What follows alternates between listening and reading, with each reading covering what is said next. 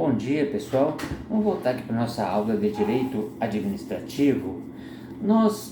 Eu comentei com você, estou falando com você sobre o poder discricionário, né? As suas nuances, né? Quando ocorre o poder discricionário, né?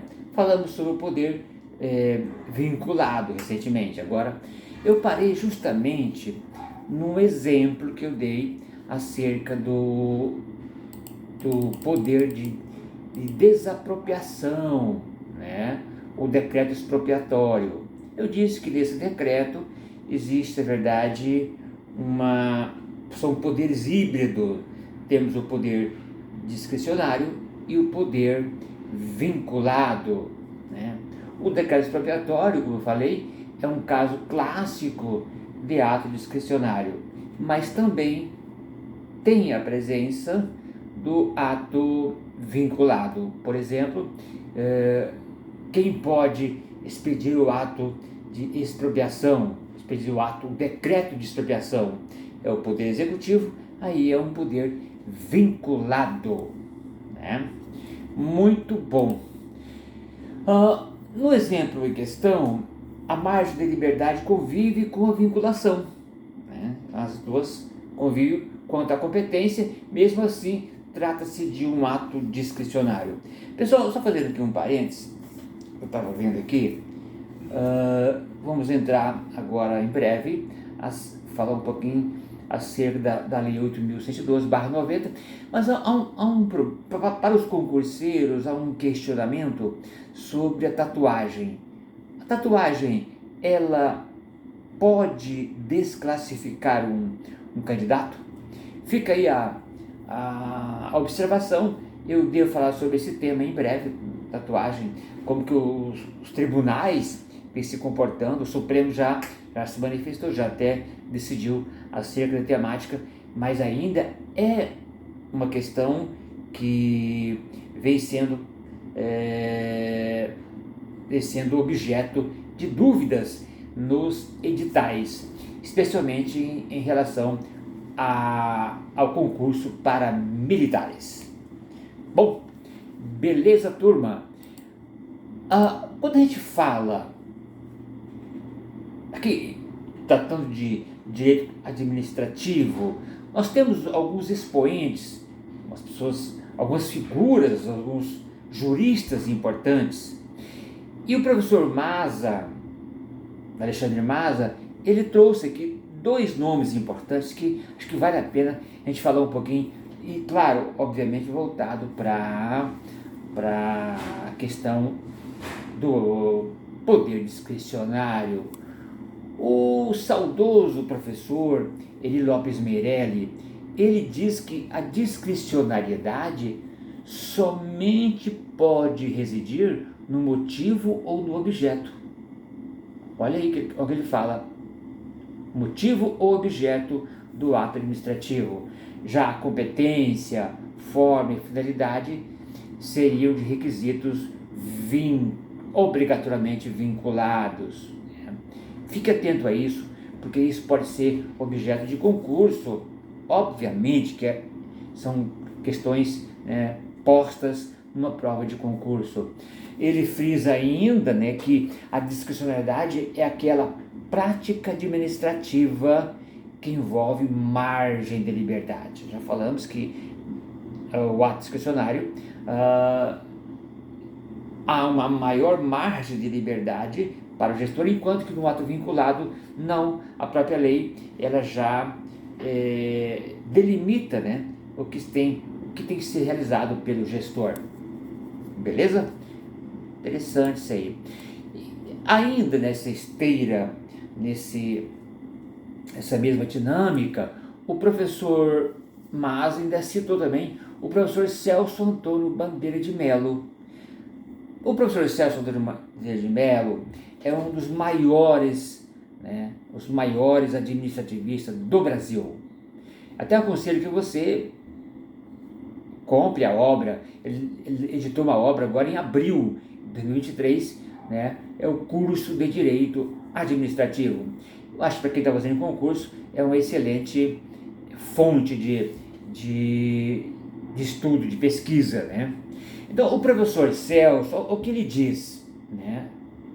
A discricionariedade não tem vinculação apenas com o mérito do ato administrativo, podendo essa margem de liberdade, né, ser encontrada também em outros aspectos da competência administrativa. Fica aí a reflexão, o professor Maza citando esse grande jurista, tá? Então, é apenas para reflexão. Pessoal, seguindo aqui, eu trouxe aqui também, claro, baseado na doutrina, algumas hipóteses, né, relacionadas, algumas hipóteses importantes relacionadas ao poder discricionário, né. Eu trouxe aqui um primeiro aspecto, quando a gente fala de hipótese da norma, né, a discricionariedade pode residir, né, numa imprecisão legislativa, quando a descrição fática da situação ensejadora da atuação administrativa não é o motivo, né? Então, a hipótese da norma, a discricionariedade pode se residir na imprecisão quanto à descrição fática da situação. Aí abre a possibilidade para o gestor, né, atuar dentro de um ambiente discricionário, né? Um segundo aspecto importante também, no comando da norma, a margem de liberdade pode estar presente na decisão sobre o seguinte: o gestor pratica ou não o ato? Há uma dúvida. Às vezes a lei ela é tão imprecisa que o gestor fica, na verdade, fica na dúvida. O momento apropriado para suas expedições, a forma de exteriorização do ato e o conteúdo da decisão a ser proferida. Fica aí essa observação desses aspectos. E tem aqui um terceiro aspecto, que é no tocante à finalidade da norma. Finalidade da norma. Adotando o entendimento inovador, Celso Antônio Bandeira de Mello, ele trouxe o seguinte, que admite-se a discricionariedade, né, residente nos valores jurídicos apontados pela lei, como a finalidade do ato administrativo. Ele entende que quando a lei já especifica a finalidade, né, já é um ato discricionário, beleza? E temos também, agora aqui ainda falando em ato discricionário, eu trouxe aqui quando se aplica, quais são as hipóteses de aplicabilidade do ato discricionário. Trouxe aqui, a doutrina traz, né? Isso pode ser cobrado em concurso, o âmbito da aplicação da discricionariedade, né? Aqui, quando a lei permite a remoção, por exemplo, ex officio de um servidor, uma remoção por interesse da administração pública, né, é o caso de um ato discricionário. Obviamente que essa transferência de um órgão para outro, na verdade, ele tem que ser, essa transferência ex officio tem que ser por interesse da administração pública, não pode ser a título de penalidade, tá? Isso é interessante. A lei possibilita esse tipo de remoção, né? Ele também fala que quando a lei é omissa, a omissão da lei, ela não é possível prever todas as hipóteses, né, da atuação administrativa. A lei define alguns parâmetros, são os atos vinculados. Agora, na verdade, em se tratando de administração pública, há uma infinidade de atos administrativos, daí a presença da discricionariedade, né? Então, ele fala o seguinte, que quando não é possível prever todas as situações, daí a autoridade decide conforme os princípios extraídos do ordenamento jurídico. Mesmo sendo um ato discricionário, pessoal, há necessidade da submissão da lei. O administrador, o gestor, ele não age sem um amparo legal. Beleza? Isso é importante. Quando a lei determina a competência, mas não estabelece a conduta a ser adotada, a hipótese do poder de polícia também é uma situação de um ato discricionário. Olha aqui, a discricionariedade ou vinculação pode referir-se aos elementos do ato administrativo. Quais são os elementos do ato administrativo? Nós estudamos esses elementos recentemente, que são sujeito, objeto, forma, motivo e finalidade. Obviamente que dentro desses elementos tem que saber separar, na verdade, o que é um ato vinculado, o que é um ato discricionário. Sugiro que você faça um mapa mental acerca dessas nomenclaturas. É importante saber quais são os elementos do ato vinculado e quais são os elementos do ato discricionário. A doutrina traz claramente isso para você, tá? No Mário Joelho. Até aqui, para facilitar, né, seus estudos, né? Quanto ao sujeito, né, o ato administrativo é sempre vinculado. Por exemplo, expedição de um decreto expropriatório. O sujeito é pessoa, né? Então é o ato vinculado, pois só pode praticá-la quem a lei conferiu competência, porque a lei ela já delimita a competência, tornando-se um ato vinculado. Tá? Interessante isso aí. E já em relação à finalidade, também só existe vinculação. Em relação à finalidade, o ato ele é tipicamente vinculado, né? e não discricionário. Exemplo, a finalidade é sempre punir o infrator, e se for por conveniência, o ato é ilegal. Por exemplo, é o que eu falei, se a autoridade transfere um servidor ex officio, né, a título de penalidade, ele comete um ato ilegal. Em termos de atos administrativos, quando se comete uma ilegalidade, a correção será feita pelo Poder Judiciário. Cabe à Justiça a correção de atos ilegais. Beleza, turma? Ainda aqui, podemos falar um pouco quanto à forma, né?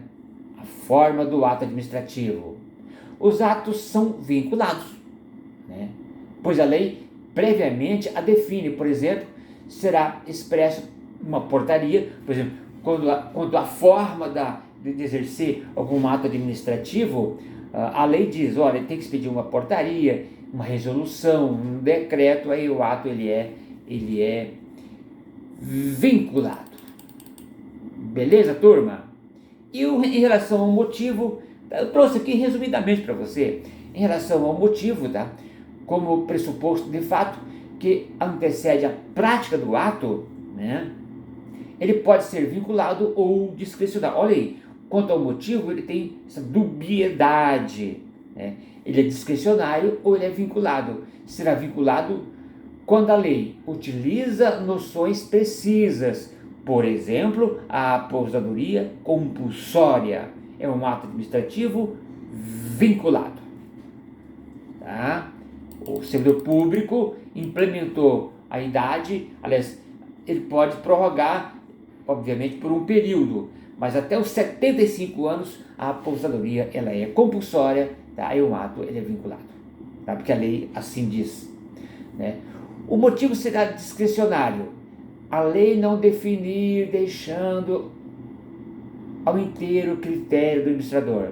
Se a lei deixar em aberto, o ato é discricionário.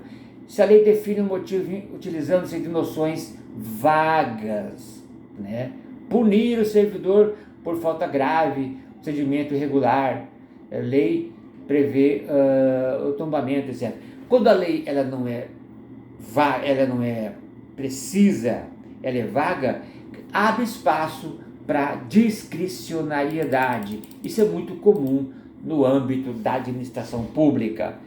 Estude isso, tá? E finalizando aqui nosso bate-papo, já para em seguida começar aqui a falar um pouquinho sobre a Lei 8.112, temos também, por fim, com relação ao objeto ou conteúdo, o ato será vinculado, tá? Quando a lei estabelecer apenas um objeto como sendo possível para atingir determinada finalidade. Exemplo, quando a lei prevê uma única penalidade, né? O ato ele é vinculado. Por exemplo, a Lei 8.112 ela prevê, então traça um rol de punições. Há aquela situação a punição de demissão a bem do serviço público. Aí sim é um ato vinculado. Beleza, turma? Leia um pouco mais sobre isso. Eu trouxe aqui resumidamente para você. Tá? Leia a doutrina. Não confie em apostila. A apostila é um perigo, tá? Para quem está fazendo concurso público. Eu te indico, obviamente, já falei para você algumas obras interessantes. É a leitura de doutrina. E cotejar também com a Constituição Federal e jurisprudência. Jurisprudência também é bastante cobrada hoje em concurso público, mas nível médio nem tanto, mas para nível superior, analista judiciário, magistratura, a jurisprudência ela é muito cobrada. Né? Beleza, turma? Em breve, eu retorno agora na próxima aula para falar com você. Vamos começar aqui falando sobre a Lei 8.112. Trazer algumas nuances da lei, importantíssima para quem está fazendo concurso público. Vou fazer um resumo e trazer aqui para você, tá? Para você já ir memorizando. Pessoal, um grande abraço, até a próxima aula. Tchau, tchau.